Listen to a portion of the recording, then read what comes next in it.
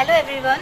आज हम देखेंगे फीटल सर्कुलेशन, जो कि एक बहुत ही इम्पॉर्टेंट टॉपिक है और इसको बार बार पढ़ने पर भी ये हमको याद नहीं होता या समझ में नहीं आता। तो आज हम इसे बहुत ही इजी वे में समझेंगे डायग्राम के थ्रू, जो आपको लाइफ लॉन्ग याद रहने वाला है। तो चलिए स्टार्ट करते हैं। देखिए, जो फीटल सर्कुलेशन होता है उसका मीनिंग क्या होता है। जब बिफोर बर्थ बेबी वॉम्ब में होता है, प्लेसेंटा के अंदर होता है, तो उसका सर्कुलेशन, ब्लड सर्कुलेशन किस प्रकार से होता है ये हम फीटल सर्कुलेशन में पढ़ते हैं। तो this is a babies diagram.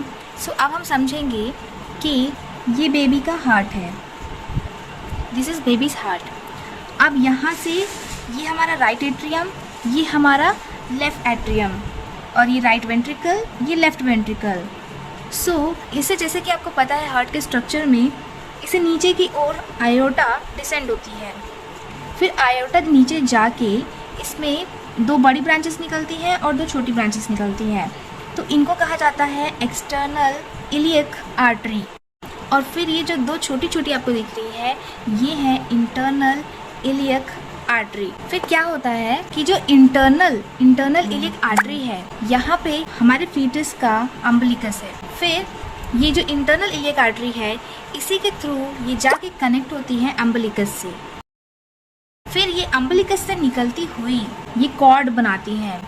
ठीक, अब जैसे कि हमको पता है कि कॉर्ड के अंदर 2 आर्टरीज होती हैं और 2 वेन्स होती हैं। ठीक है, तो वही हम लोग समझेंगे। तो अब ये आर्टरी है, तो इसीलिए अम्बिलिकस से ये 2 आर्टरीज बाहर निकलती हैं, जिसको कहा जाता है अम्बिलिकल आर्टरी, और ये जाती हैं प्लेसेंटा में। तो बेबी के बॉडी से, हार्ट से ये जो ब्लड सप्लाई हो रही है, तो ये ब्लड सप्लाई डीऑक्सीजनेटेड है, अनसैचुरेटेड ब्लड है, जिसका SpO2 55 to 60% है।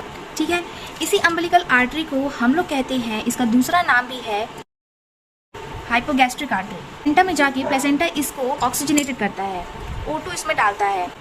फिर ये जो प्लेसेंटा से आने वाली ये आर्टरी है, फिर ये रिटर्न होके जाती है एज अ अम्बिलिकल वीन। फिर ये वापस अम्बिलिकस में जाती है एज अ अम्बिलिकल वीन, जिसका SpO2 होता है 80%।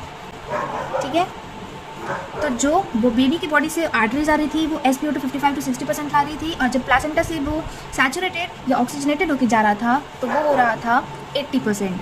ठीक है, इतना ये ऑक्सीजन हो गया। अब ये हमारा कॉर्ड है। क्या आपको पता है कि जब प्लेसेंटा से ब्लड सैचुरेटेड होकर आता है अम्बिलिकस में, तो वो पहले कहाँ जाता है? तो वो जाता है लीवर में, उसको जाना चाहिए लीवर में। पर अब जैसे कि आपको पता है कि बिफोर बर्थ बेबी के जो लीवर होता है वो इमेच्योर होता है। तो लीवर इमेच्योर है, तो लीवर कह देता है कि नहीं, मुझे तो ब्लड नहीं चाहिए। तो इसीलिए लीवर में ब्लड ना जाके ये कहाँ, एक और जो वीन आ रही होती है, जिसको हम लोग कहते हैं इंफीरियर वेना कावा, जिसमें कि 60% अनसैचुरेटेड ब्लड होता है। अनसैचुरेटेड मतलब डीऑक्सीजनेटेड ब्लड होता है। तो जो IVC नीचे की तरफ से ब्लड लेके ऊपर आ रही है, तो फिर ये क्या कर देता है, यहाँ पे एक बाईपास फॉर्म हो जाता है, जो कि इस अम्बिलिकल वीन में आ रहे ब्लड को लीवर के थ्रू होते हुए इंफीरियर वेना कावा में भेज देता है। तो जो ये कनेक्शन हुआ इन दोनों के बीच में, इस कनेक्शन का नाम होता है डक्टस वीनसिस।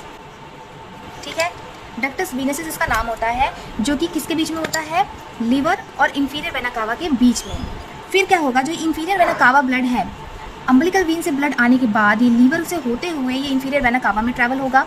इंफीरियर वेना कावा उसे क्या करेगा कि ये ब्लड फिर जाएगा हमारे हार्ट के राइट एट्रियम में। ठीक, राइट एट्रियम में ये ब्लड लेके जाएगा। ये हमारा ब्लड 80% सैचुरेटेड था, अब ये हमारे लीवर से होते हुए 80% यहाँ से जा रहा है और 60% यहाँ से आ रहा है।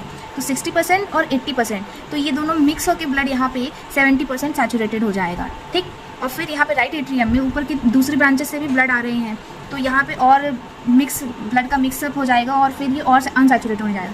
फिर क्या होगा कि इस ब्लड को राइट एट्रियम से जाना चाहिए राइट वेंट्रिकल में, लेकिन ऐसा नहीं होता।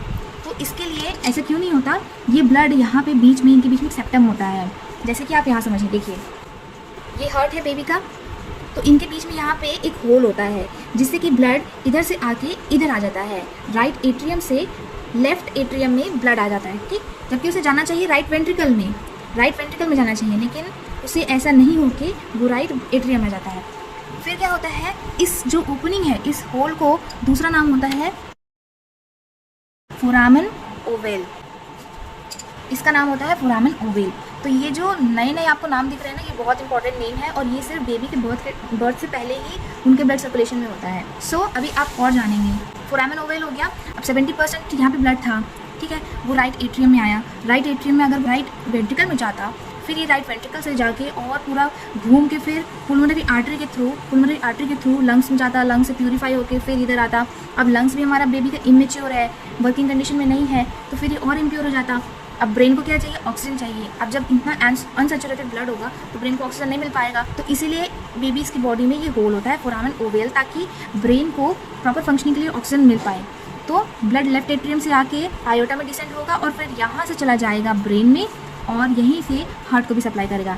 कैरोटिड आर्टरी के थ्रू ब्रेन ब्लड जाएगा और कोरोनरी आर्टरी के थ्रू हार्ट में जाएगा, ठीक है। तो इस प्रकार से ये प्रोसेस चलती है। अब जो राइट एट्रियम से ब्लड लेफ्ट एट्रियम में जा रहा था वो 1/3 ब्लड जा रहा था, ठीक, इसके थ्रू 1/3 ब्लड जा रहा था। तो अब बचा 2/3 ब्लड जो राइट एट्रियम में बचा है, तो वो जाएगा इधर राइट वेंट्रिकल में जाएगा। राइट वेंट्रिकल में जाने के बाद ये नीचे पुलमोनरी आर्टरी से होते हुए ये जाएगा लंग्स में। फिर लंग्स, अब जैसे बेबी का लंग्स कोलैप्स होता है, वो वर्किंग कंडीशन में नहीं होता, इमेच्योर होता है, तो लंग्स कह देगा नहीं भैया मेरे को तो नहीं चाहिए, मैं इतना ब्लड लेके क्या करूँगा, तो लंग्स मना कर देता है। तो अब जो ये ब्लड है वो कहाँ जाएगा? तो वो ब्लड को यूज़ करने के लिए वो क्या करता है, इधर भी एक पाथवे बना लेता है, ठीक। ये हमारा पुलमोनरी आर्टरी थी ऐसे लंबी, फिर यहाँ पे भी एक पाथवे बना लेता है और इस पाथवे का नाम है डक्टस आर्टरियोसिस, ठीक है। तो ये हमको एक और नाम पता चल गया, डक्टस आर्टरियोसिस, जो कनेक्टेड होता है पुलमोनरी आर्टरी से आयोटा के बीच में, मतलब दो आर्टरीज के बीच में जो कनेक्शन है उसको कहते हैं डक्टस आर्टरियोसिस।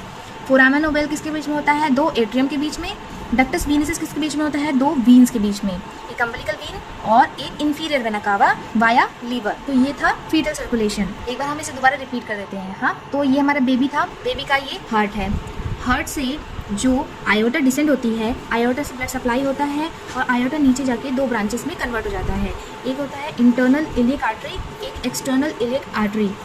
जो इंटरनल इलियक आर्टरी है वो अम्बिलिकस में जाके अम्बिलिकल आर्टरी का फॉर्मेशन करके प्लेसेंटा में जाता है। ये कैरी करता है इम्प्योर ब्लड, अनसैचुरेटेड ब्लड, जिसका SpO2 होता है 55 to 60%। अम्बिलिकल आर्टरी को ही हाइपोगैस्ट्रिक आर्टरी कहते हैं। फिर ये प्लेसेंटा में जाके प्लेसेंटा से ऑक्सीजनेटेड ब्लड में कन्वर्ट करके फिर अम्बिलिकल वीन के थ्रू वापस बेबी की बॉडी में जाता है वाया अम्बिलिकस। सो जो वापस सैचुरेटेड प्योर ब्लड जाता है ये प्योर ब्लड होता है। इधर अम्बिलिकल वीन प्योर ब्लड को कैरी करके वापस अम्बिलिकस में भेजता है। अम्बिलिकस से इस ब्लड को जाना चाहिए लिवर में, लेकिन लिवर इमेच्योर है, तो लिवर से होते हुए ये एक पाथवे बना लेता है इंफीरियर वेना कावा से, जो नीचे की तरफ से ब्लड को कैरी करके ऊपर आ रही थी। इन दोनों के बीच में इस पाथवे को नाम होता है डक्टस वीनसस।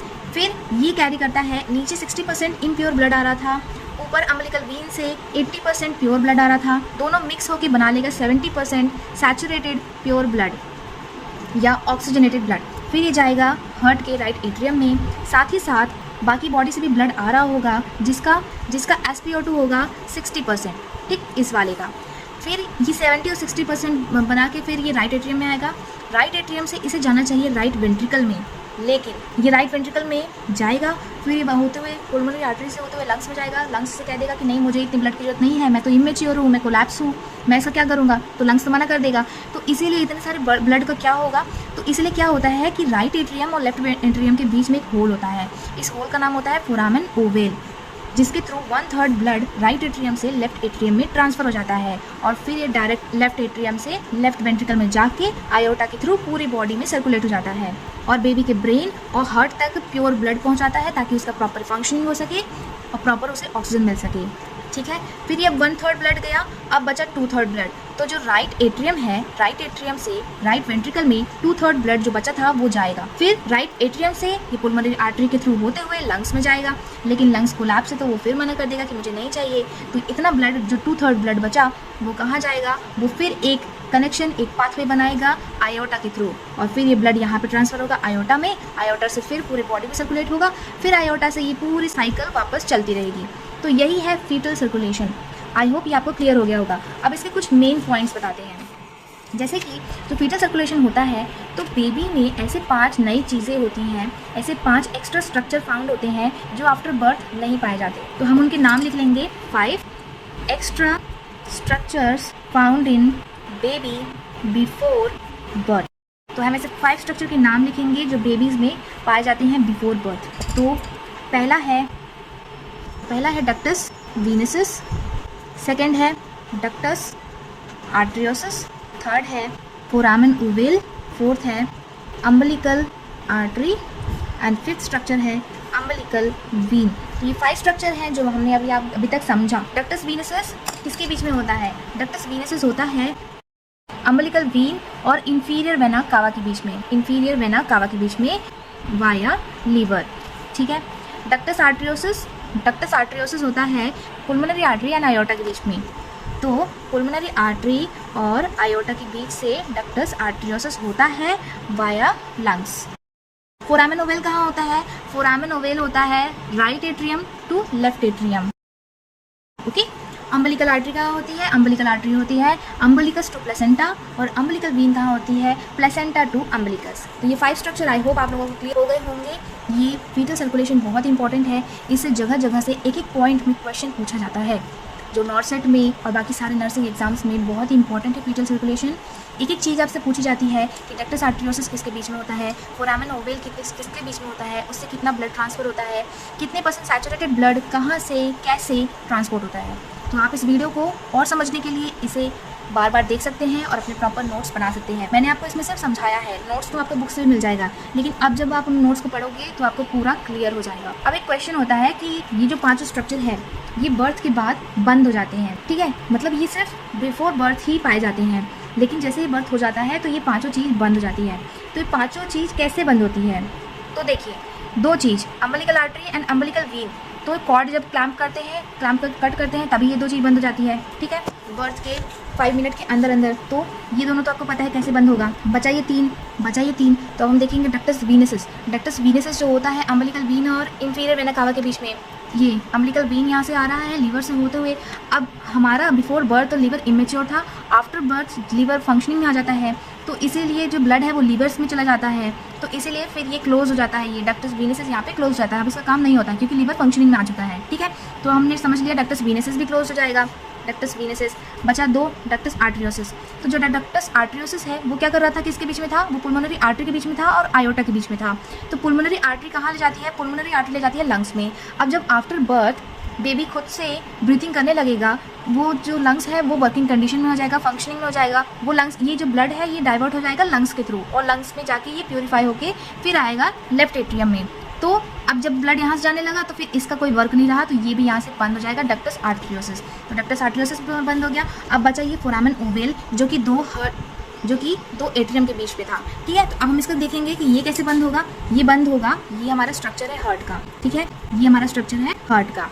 ऐसे ही होता है कि राइट एट्रियम है और ये लेफ्ट एट्रियम है। तो जब बिफोर बर्थ होता है ना, तो बिफोर बर्थ जब ब्लड यहाँ से आ रहा होता है तो क्या होता है कि इस राइट एट्रियम में बहुत ज़्यादा प्रेशर होता है ब्लड का।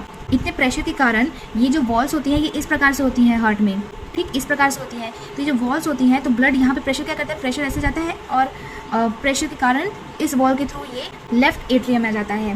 क्यों प्रेशर होता है? क्योंकि ब्लड यहाँ से लंग्स में नहीं जा पा रहा है, तो इसीलिए यहाँ पे प्रेशर बढ़ जाता है। फिर आफ्टर बर्थ लंग्स फंक्शनिंग में आ जाता है, तो इसका आधा से ज़्यादा ब्लड तो लंग्स के थ्रू ट्रैवल हो जाता है, तो इसका प्रेशर कम हो जाता है, डिक्रीज़ हो जाता है। डिक्रीज़ होने के कारण फिर जब ब्लड लंग्स से होते हुए प्योरीफाई हो के जब यहाँ पे लेफ्ट एट्रियम में आता है तो फिर लेफ्ट एट्रियम का प्रेशर यहाँ पे बढ़ने लगता है, इसके अंदर ज़्यादा ब्लड कलेक्ट होने लगता है।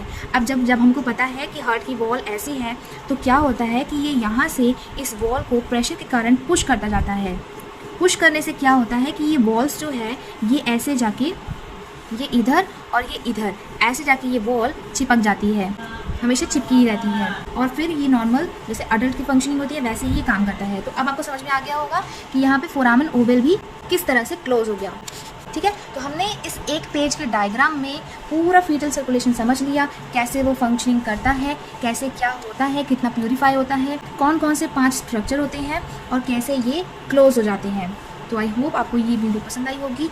अगर आपको ये समझ में आ गया तो इसे अपने फ्रेंड्स के साथ भी शेयर करिए और एग्जाम्स में अच्छे मार्क्स लाइए। और ऐसे ही और समझने के लिए हमारे चैनल को आप सब्सक्राइब कर लीजिए, साथ ही साथ हमारे वीडियो को लाइक कर दीजिए, ये हमें मोटिवेट करेगा और ऐसे ही सिंपल वे में पूरा टॉपिक समझाने के लिए। So thanks for watching and keep learning. Bye bye.